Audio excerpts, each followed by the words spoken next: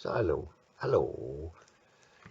This is an attempt to explain to English-speaking people how to pronounce Danish. And I would just start like picking out a sentence from my mind. Hej, hvordan går det? Det er lang tid siden, jeg har set dig. And then I would do, hej, hvordan går det? I forgot. Det er så lang tid siden jeg har set dig. That's how I think you should learn a foreign language. It's about, I don't know, I could be completely wrong. But it seems to me that, as we get older, we seem to shut away certain. This is actually scientifically stated, or whatever you call that. That a baby's brain is open in all directions, but then due to the biological economy, the baby's brain, all on its own, starts to shut down circuits that are not used.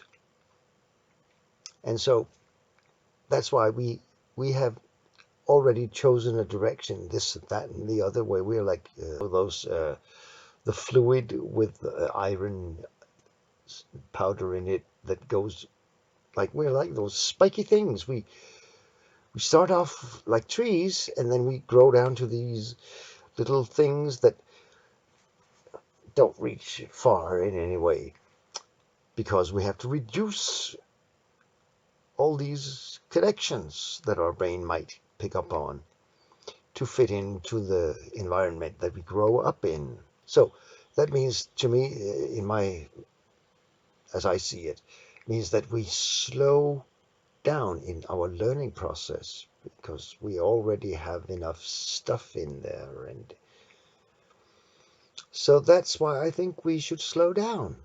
Jeg kan ikke citere noget som helst lige nu. I can't quote anything right now. I kan ikke, can't, citere, not citere, citere. See, that's like, the French have this rien, and in America it's Ryan, I think, so sort of like, no Jenny Regretty Ryan, something like that. Munich is München, Munich is München, and Venice is Venezia. So your pronunciation is fucked up beyond. English is the language that has the biggest amount of abuse. There are 8 ways of pronouncing OUGH. Thought, through, throw, I can't, trow. Anyway, so Danish is pronounced, if you want to learn Danish pronunciation, you pick up a sound file and find an app or a program that can slow down.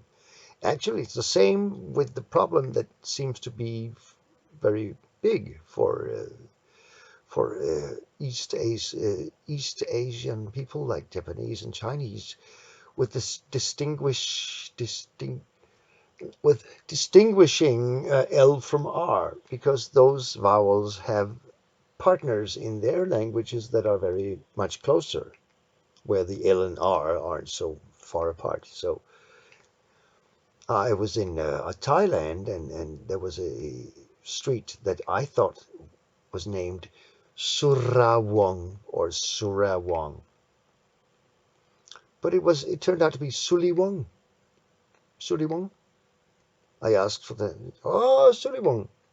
So, and cigarette, it's a cigarette, so that happens. That's not fictional, that's real. And languages are like that, because we stiffen, we have this concretion of language.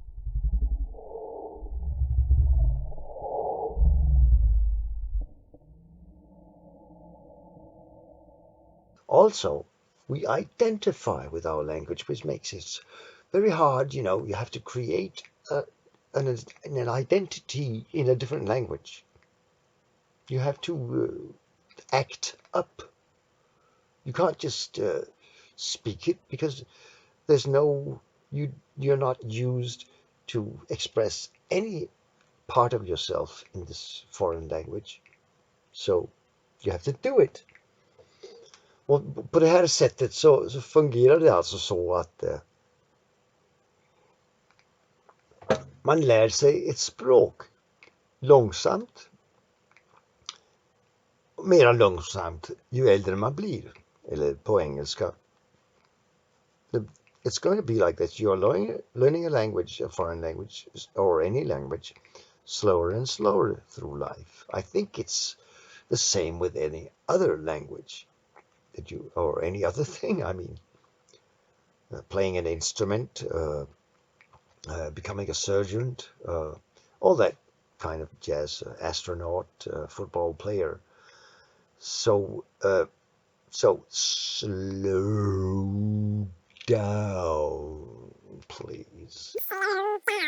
I mean, this is just, you have to nitpick.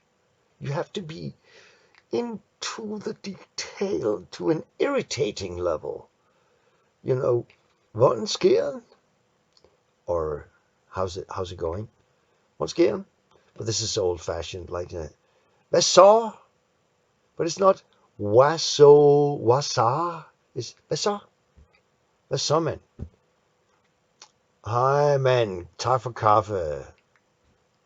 Tag den roligt, mand. Tag den roligt. Tag den nu helt roligt.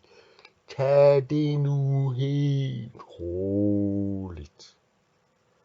Slap af. Tal langsomt. Hør alle. Hør alle. Det er virkelig spørgsmålet. Stop yourself amid movements to find out what you're doing with your tongue.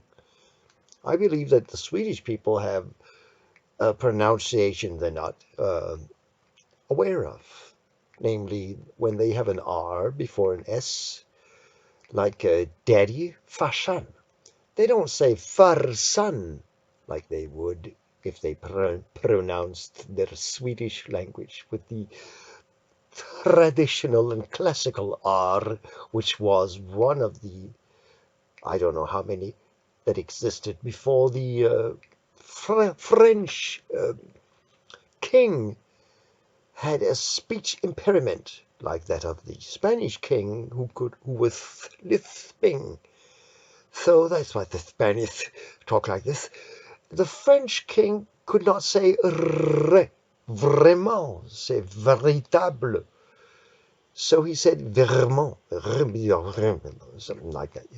He got it wrong from childhood, That's how we are. We get it wrong back there. So he started doing the Reichsführer, Frank, Ausstrechen, Berechnung, Gerechtigung, Versicherung, Ratung, Gestreichsprechen, Klagen, Hogensogen, Instordung. And that's how the skarre R, as the Norwegians call it, the sharp R, came into being because of a king who couldn't, he had a... Now we must all look like, the elongated heads. This because somebody had a genetic difference. And they all wanted, because he was a king, they all wanted that difference and started to push their heads back. And this stuff doesn't work, it's not soft. Let's do it to our children. Right? I bet there was circumcision is probably in existence because of some people once thinking, our king has no foreskin. We must cut it off.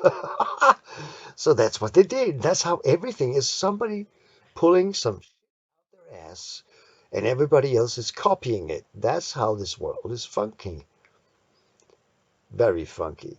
Thank you all and good night and God bless.